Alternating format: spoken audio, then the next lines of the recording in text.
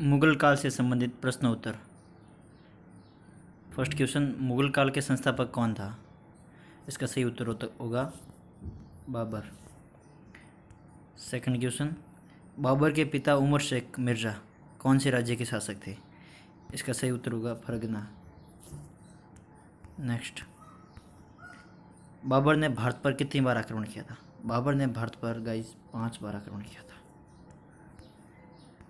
बाबर द्वारा लड़े गए प्रमुख युद्ध, पहला पानीपत का युद्ध, पानीपत की लड़ाई 21 अप्रैल 1526 को इब्राहिम लोदी और बाबर के बीच हुई, जिसमें बाबर विजयी रहा। उसके बाद खानवा की लड़ाई राणा सांगा और बाबर के बीच 17 मार्च 1527 को, खानवा के युद्ध में बाबर भी विजयी रहा। उसके बाद संदरी का युद्ध 1528 में लड़ा गया, जो मैदिनी राय और बाबर के बीच हुआ, जिसमें बाबर विजयी रहा।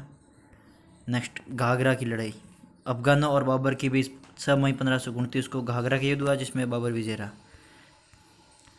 बाबर को कलंदर की उपाधि क्यों दी गई? बाबर को कलंदर की उपाधि बाबर की उदारता के कारण दी गई थी। खानवा युद्ध विजय के बाद बाबर ने कौन सी उपाधि धारण की थी? खानवा युद्ध विजय के बाद बाबर ने गाजी की उपाधि धारण की गई थी। प्रारंभ में बाबर के शव को कहाँ दफनाया गया? प्रारंभ में बाबर के शव को आगरा के आराम बाग में दफनाया गया। उसके बाद में बाबर की इच्छा के अनुसार बाबर अपने शव को दफनाने के लिए किस स्थान का चुनाव किया था? बाबर ने अपने शव को दफनाने के लिए काबुल का जगह चुनाव किया था, जिसके बाद उसको आगरा के आराम बाग से काबुल में दफनाया गया।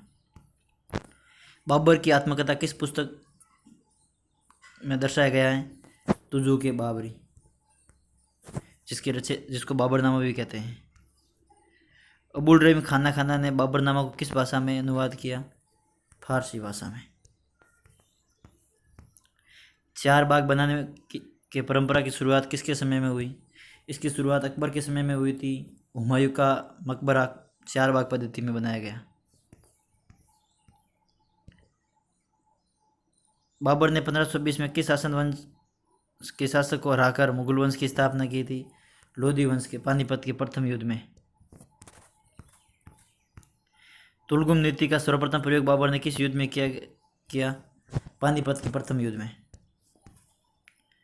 कौन से युद्ध जीतने के बाद बाबर के खजाने का मुंह गरीब सगे संबंधियों आदि के लिए खोल गया? इस उदारता के कारण बाबर को कलंदर की उपाधि दी। पानीपत का प्रथम युद्ध इब्राहिम लोदी से हुआ था। कौन से शासक ने भारत में ग्रैंड ट्रंक रोड का निर्माण किया? शेरशाह सूरी ने। पानीपत की दूसरी लड़ाई किसके बीच लड़ी गई? ये लड़ाई अकबर और हेमू के बीच 1556 में।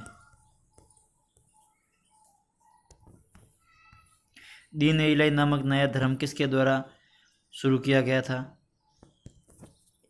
अकबर के द्वारा। मनसबदारी प्रणाली मुगल शासन व्यवस्था में किसने लागू किया था? अकबर ने। महान संगीतज्ञ तानसेन किस दरबार के से संबंध रखते थे? अकबर से। मुगल वंश की मुख्य भाषा फारसी थी। सती प्रथा की भर्त्सना करने वाला प्रथम मुगल सम्राट कौन था? इसका आंसर होगा अकबर। किस युद्ध के बाद भारत में मुगल राज्य की स्थापना हुई? पानीपत के प्रथम युद्ध के बाद। अकबर की जीवन कला किसने लिखी थी? अबुल फजल ने। किस मुगल शासक ने भारत की ऋतुओं, फलों, वनस्पति, प्राणी जगत का विवरण अपने डायरी में किया था? बाबर ने।